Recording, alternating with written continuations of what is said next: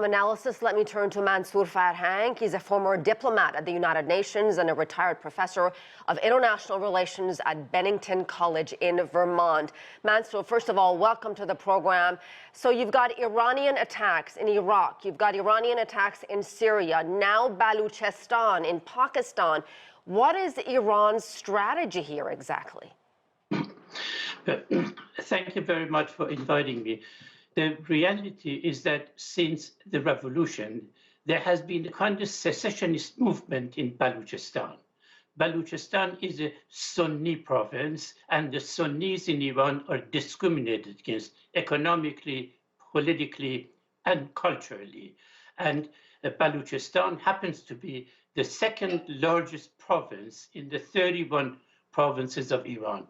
As a result of this, particularly two organizations, one of them is more Islamic Jundullah, or Soldiers of God, and there is another one, Jaish al-Amal, or Army of Justice, that they're actually engaged in armed struggle against the Iranian revolutionary forces, Revolutionary Guards forces. And in the past decade, there have been violent clashes between the two, both sides, Iranian police and Iranian Revolutionary Guards, as well as members of the armed groups, both the Army of Justice and the Soldiers of God. But I guess, Mansour, what I'm asking is, you've got a series of attacks going on in a very, very volatile region. You explained beautifully why they went after this group in Baluchistan, but we also have attacks in Iraq and Syria.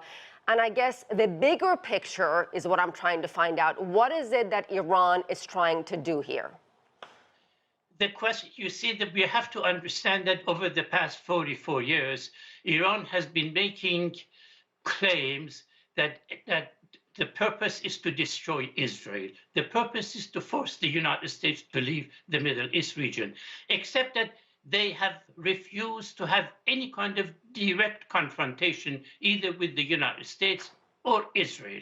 But they have their proxies. They have the proxies in Iraq, in Syria, in Yemen, and in Lebanon.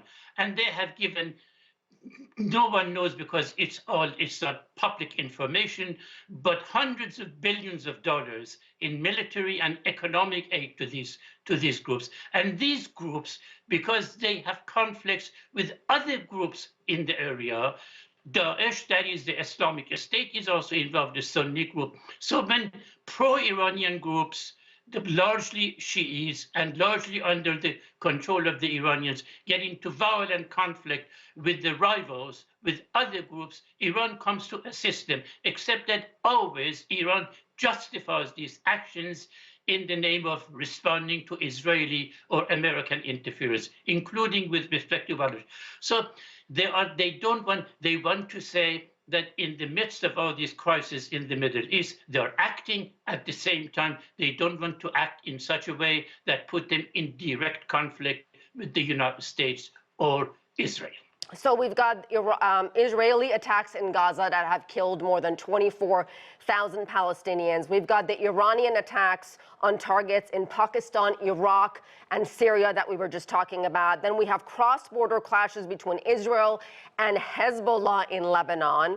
Then we've got the Yemen-based Houthis attacking commercial shipping in the Red Sea, all allegedly part of what Iran is calling axis of resistance. Mansour, you are a former diplomat. You understand the politics of the region so well. Are you at all concerned that we're on the verge of something much bigger that could affect the entire region and even the world?